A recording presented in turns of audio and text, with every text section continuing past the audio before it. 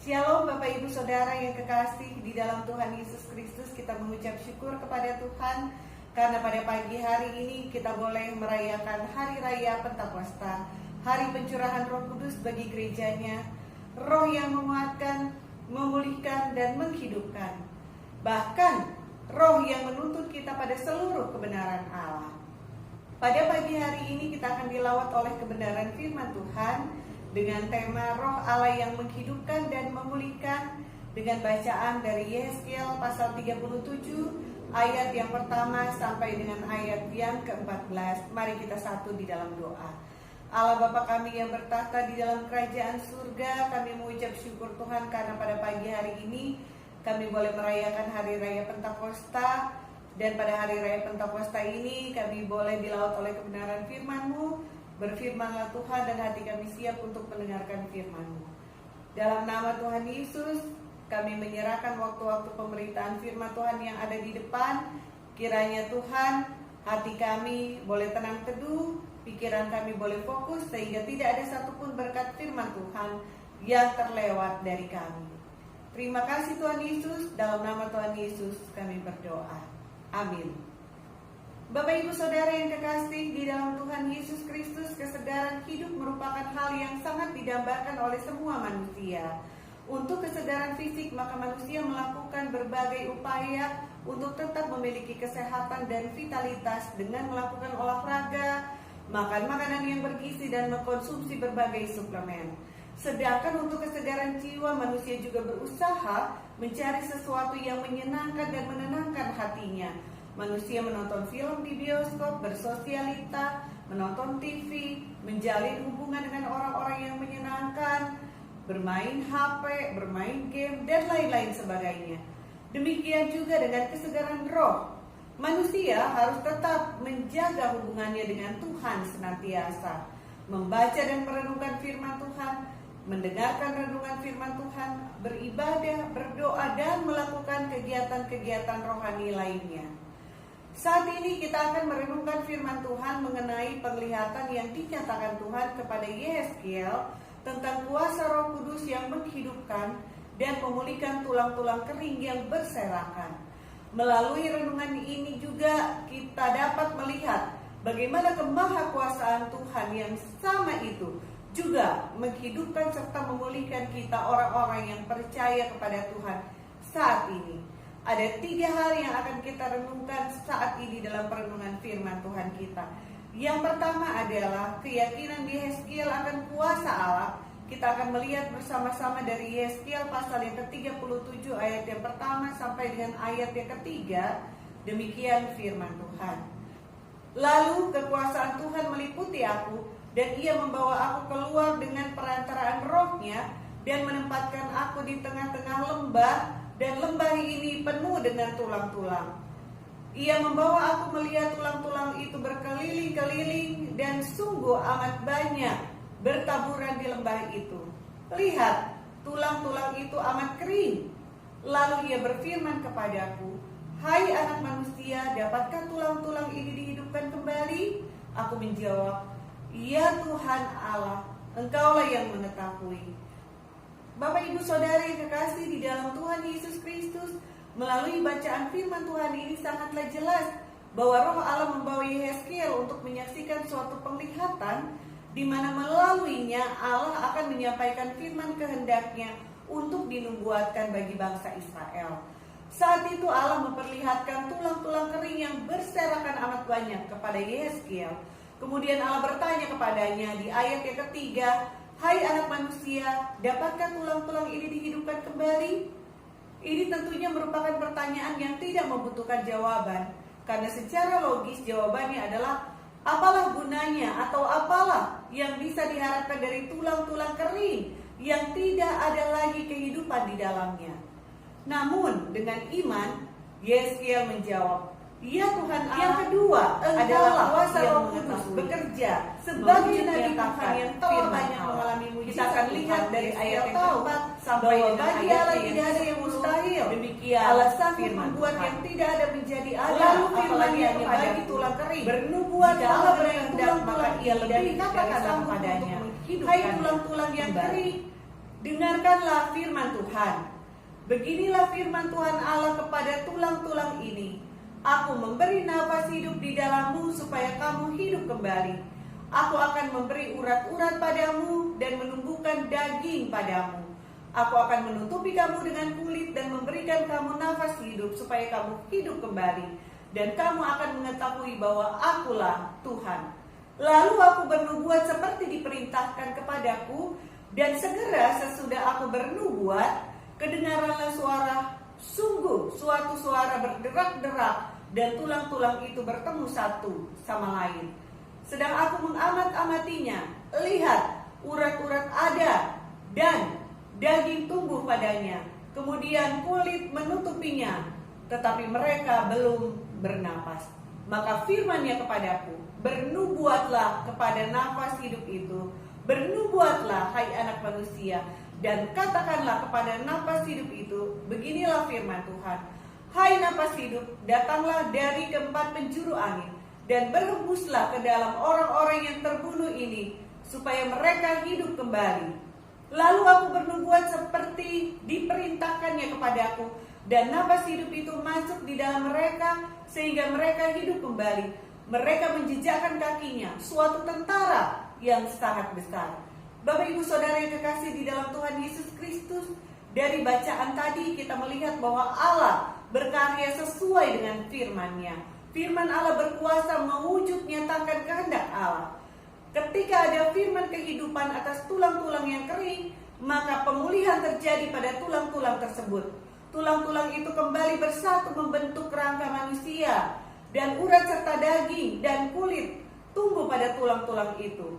Bukan hanya berhenti di situ, ada firman Tuhan juga yang mengalirkan napas kehidupan pada bangun rangka manusia tersebut.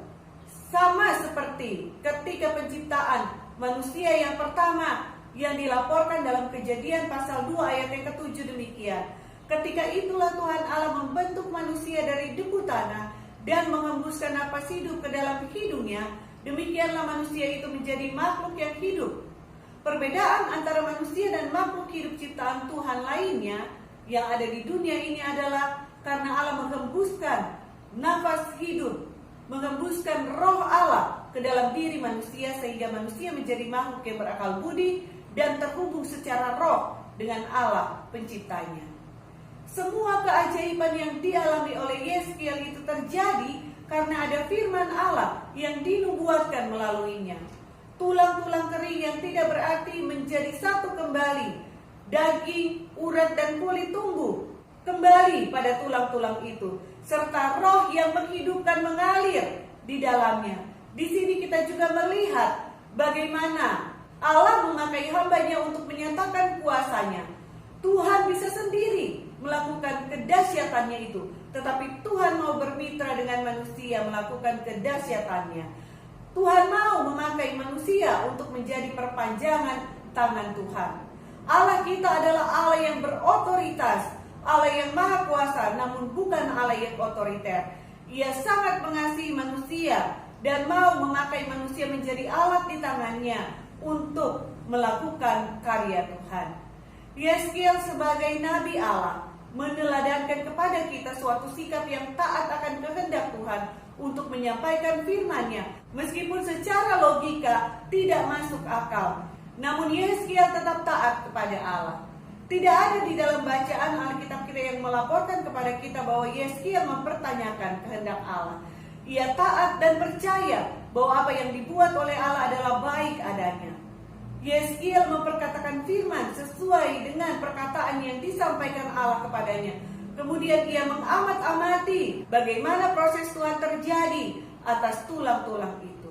Bapak ibu saudara yang kekasih di dalam Tuhan Yesus Kristus, pelajaran rohani yang berharga bagi kita saat ini adalah bahwa tidak ada satupun yang mustahil bagi Allah. Tulang-tulang kering saja sanggup ia hidupkan kembali. Semua itu terjadi karena ada firman yang diperkatakan. Ada roh Tuhan yang menghidupkan, melaksanakan apa yang telah diperkatakan firman itu. Di sini sangat jelas peran penting kuasa firman Tuhan dan kuasa Roh Kudus dalam mewujud nyatakan kehendak Allah di dalam diri manusia. Bagi kita orang yang percaya kepada Tuhan, ada firman yang diperkatakan kepada kita. Juga ada aliran kuasa Roh Kudus yang menghidupkan kita.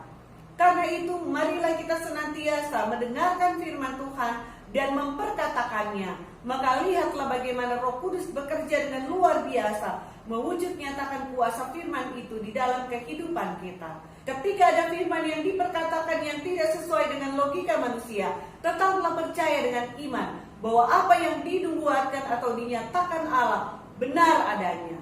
Perkatakan dan lakukan firman Tuhan. Sesudah itu amatilah bagaimana cara Allah bekerja melaluinya. Kita pasti akan terkagum-kagum dengan keajaiban Allah. Yang ketiga adalah Roh Allah yang menghidupkan dan memulihkan. Dari ayat yang ke-11 sampai dengan ayat yang ke-14 demikian firman Tuhan. Firman-Nya kepadaku, hai anak manusia, tulang-tulang ini adalah seluruh kaum Israel. Sungguh mereka sendiri mengatakan, tulang-tulang kami sudah menjadi kering dan pengharapan kami sudah lenyap. Kami sudah hilang. Oleh sebab itu bernubuatlah dan katakanlah kepada mereka, beginilah firman Tuhan Allah. Sungguh aku membuka kubur-kuburmu dan membangkitkan kamu, hai umatku, dari dalamnya. Dan aku akan membawa kamu ke tanah Israel. Dan kamu akan mengetahui bahwa akulah Tuhan pada saat aku membuka kubur-kuburmu dan membangkitkan kamu, hai umatku, dari dalamnya. Aku akan memberikan rohku ke dalammu, sehingga kamu hidup kembali, dan aku akan membiarkan kamu tinggal di tanahmu. Dan kamu akan mengetahui bahwa aku, Tuhan, yang mengatakannya dan membuatnya. Demikianlah firman Tuhan. Bapak Ibu Saudara yang kekasih di dalam Tuhan Yesus Kristus, tentunya kalau kita ibu-ibu pernah memasak di rumah. Dan kita tahu bahwa kaldu dari rebusan tulang kaki sapi itu sangatlah lezat. Tulang kaki sapi dapat kita rebus berkali-kali. Namun ada saatnya daging, lemak, dan sumsum semuanya akan terlepas dari tulang itu, hingga akhirnya air rebusan tulang itu menjadi jernih dan tawar. Tulang akan dibuang dan menjadi kering, tidak berguna lagi. Bapak Ibu Saudara yang kekasih, dari bacaan firman Tuhan tadi sangatlah jelas kita mengetahui bahwa penglihatan yang dinyatakan Allah kepada Yeskiel menggambarkan tentang keadaan bangsa Israel yang sedang berada di dalam pembuangan. Pembuangan yang dirasakan bangsa Israel seperti berada dalam kuburan karena berbagai penderitaan dan tekanan hidup yang mendera mereka. Mereka menyatakan bahwa kehidupan mereka sama seperti tulang-tulang kering yang terjebak dalam suatu kuburan massal yang besar. Status mereka sebagai suatu bangsa dan sebagai umat Allah sudah lenyap. Mereka jauh dari baik Allah, bahkan Allah terasa tidak lagi mengindahkan mereka. Bangsa yang menawan mereka terlalu kuat. Mereka tidak ada lagi memiliki kekuatan untuk lepas dari tawanan, himpitan, bahkan kesengsaraan. Umat merasa tidak ada lagi sumber-sumber yang dapat mereka harapkan, yang dapat mereka andalkan untuk membawa mereka ke tanah air mereka, membawa mereka ke bait suci Allah. Kebebasan hidup mereka telah dirampas dan hidup mereka menjadi tidak berarti lagi. Melalui Nabi Yeskiel, Allah mengingatkan mereka, mengapa terjadi hal demikian? Karena mereka jauh dari kebenaran serta mendukakan Roh Allah dengan berbuat dosa dan hidup sesuai dengan kehendak mereka sendiri. Karena itu Allah mengizinkan mereka mengalami berbagai kesulitan hidup dan masuk ke dalam pembuangan. Namun demikian, Allah menubuatkan suatu harapan kehidupan dan janji pemulihan melalui apa yang dinubuatkan Yeskiel. Walaupun mereka merasa keadaan mereka seperti tulang yang kering, namun Allah meyakini mereka dengan janjinya bahwa Ia sanggup menghidupkan serta memulihkan mereka kembali. Pemulihan daging dan kulit pada tulang menggambarkan bagaimana Allah akan memulihkan bangsa itu secara fisik, kembali memiliki status sebagai suatu bangsa. Sedangkan hembusan napas kehidupan melambangkan bagaimana Roh Allah akan berhembus dan mengisi kehidupan mereka kembali untuk menghidupkan jiwa serta roh mereka, sehingga ada kegirangan dalam hati mereka dan mereka kembali merasakan suatu kehangatan hubungan yang intim dengan Allah. Allah akan menghidupkan serta memulihkan keadaan mereka. Pembuangan bukanlah akhir tujuan dari hidup bangsa itu. Allah lah yang menjadi tujuan akhir mereka. Bapak Ibu Saudara yang kekasih di dalam Tuhan Yesus Kristus, Mungkin kita sedang merasakan suatu kondisi seperti yang dialami bangsa Israel, yaitu seperti tulang yang kering yang terjebak dalam kuburan. Segala daya dan upaya yang dilakukan sepertinya tanpa hasil. Kesulitan hidup ini terlalu besar sehingga tidak ada lagi sumber-sumber yang dapat diandalkan untuk kita bisa keluar dari situasi ini. Bahkan doa kita kepada Tuhan pun belum menunjukkan hasil seperti yang kita harapkan. Mungkin kondisi-kondisi sulit yang kita alami berbeda-beda. Mungkin tulang kering itu berupa perekonomian atau mata pencarian kita. Segala daya dan upaya telah kita lakukan, namun belum juga kita lepas dari berbagai kesulitan hidup karena kebutuhan-kebutuhan yang mendesak di dalam kehidupan kita. Atau tulang kering kita itu adalah pernikahan kita. Kita terjebak dalam suatu pernikahan dengan sikap dan karakter pasangan yang tidak sesuai dengan harapan kita. Terjadi hubungan dan interaksi yang menyakitkan antara kita dengan pasangan kita. Atau mungkin tulang kering itu jalinan relasi kita yang kandas karena berbagai persoalan, entah dengan keluarga kita, atasan kita, ataupun teman-teman kita. Mungkin juga di dalam pergaulan kita mengalami tantangan, kita mengalami pergumulan dengan lingkungan sosial kita. Mungkin juga merupakan hal yang menyakitkan jika tulang kering itu adalah diri kita sendiri. Kita bergumul dengan kepribadian kita yang sulit sehingga terjadi benturan di sana sini dengan orang lain. Ataupun kita terjebak dalam kondisi tubuh yang sakit dan rentan. Dan berbagai kondisi lainnya yang kita rasakan seperti tulang kering yang ada di dalam diri kita. Dalam kondisi seperti sekarang ini, mungkin dunia ini, bangsa kita, dan seluruh umat manusia di muka bumi ini sedang terjebak dalam lautan ancaman COVID-19. Musuh yang terlihat sangat besar sehingga mampu membawa kita untuk berada dalam situasi pembuangan yang sepertinya tanpa jalan keluar. Kita ada yang terbuang dari komunitas kita, terbuang dari pekerjaan kita, terbuang dari lingkungan sosial kita, pendidikan dan sebagainya. Kali ini firman Tuhan yang dahsyat menyapa kita. Bagi kita yang dalam keadaan seperti itu pun, Tuhan lebih daripada sanggup memulihkan kehidupan kita. Ada dua kunci pemulihan yang Allah berikan kepada kita kali ini. Yang pertama adalah dengar, perkatakan dan lakukanlah firman Tuhan dengan taat. Karena firman yang kita yakini dan kita perkatakan memiliki kuasa yang sangat besar dalam memulihkan keadaan hidup kita. Yang kedua adalah bukalah hati kita seluas-luasnya agar Roh Kudus bekerja dengan leluasa. Dan lihatlah bagaimana Allah bekerja mengalirkan semua berkat-berkat rohani yang telah Ia sediakan bagi orang-orang yang mengasihi Dia dengan sepenuh hatinya. Percayalah, bagi Tuhan tidak ada yang mustahil. Kiranya firman Tuhan ini menguatkan iman percaya kita, membangkitkan semangat kita, dan memberikan pengharapan kepada kita. Selamat hari Pentakosta. Kiranya Roh Kudus yang dicurahkan Allah senantiasa menyertai langkah kehidupan kita, mengalirkan aliran sukacita dan damai sejahtera, serta membimbing kita terus pada seluruh kebenaran Allah. Tuhan Yesus memberkati kita semua. Mari kita satu di dalam doa.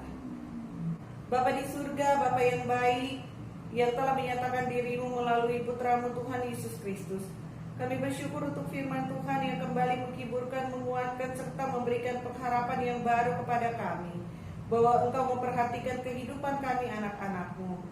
Engkau Allah yang dahsyat, yang lebih daripada sanggup membangkitkan kehidupan kami, memulihkan keadaan kami meskipun terlihat mustahil secara manusia. Kalau tulang kering saja sanggup Engkau hidupkan, apalagi kehidupan kami anak-anak-Mu. Kami yakin bahwa rencana Tuhan adalah rencana yang terindah bagi kami. Hiburkan kami ketika berada di dalam lembah-lembah kekelaman hidup kami. Kuatkan kami ketika kami berada dalam berbagai ujian, persoalan, dan pergumulan kehidupan. Hingga kami boleh melihat maksud dan rencana Tuhan melalui semua yang Engkau izinkan kami alami. Buatlah hati kami terus terarah kepadamu ketika kami berada di puncak kehidupan kami, agar kami tidak mengandalkan dunia ini, manusia, dan diri kami sendiri, Kami percaya berkat-Mu cukup bagi kami hari lepas hari. Tuhan, kami berdoa untuk gereja kami. Berkati semua pelayanan dan para hamba Tuhan yang melayani, baik itu rohaniwan, penatua, dan para aktivis. Kiranya semua pelayanan kami boleh membawa kami pada suatu pertumbuhan rohani yang maksimal. Berkati bangsa dan negara kami, agar kami boleh hidup tentram, damai, dan sejahtera. Berkati kesehatan, mata pencarian, pernikahan, dan keluarga kami. Kiranya damai sejahtera Kristus senantiasa menaungi kami. Inilah doa syafaat kami, yang kami bawa hanya di dalam nama Tuhan Yesus Kristus yang sudah mengajar kami berdoa. Bapa kami yang di surga, dikuduskanlah nama-Mu, datanglah kerajaan-Mu, jadilah kehendak-Mu di bumi seperti di surga. Berikanlah kami pada hari ini makanan kami yang secukupnya, dan ampunilah kami akan kesalahan kami, seperti kami juga mengampuni orang yang bersalah kepada kami. Dan janganlah membawa kami ke dalam pencobaan, tetapi lepaskanlah kami daripada yang jahat. Karena Engkau yang mempunyai kerajaan, kuasa dan kemuliaan sampai selama-lamanya. Amin.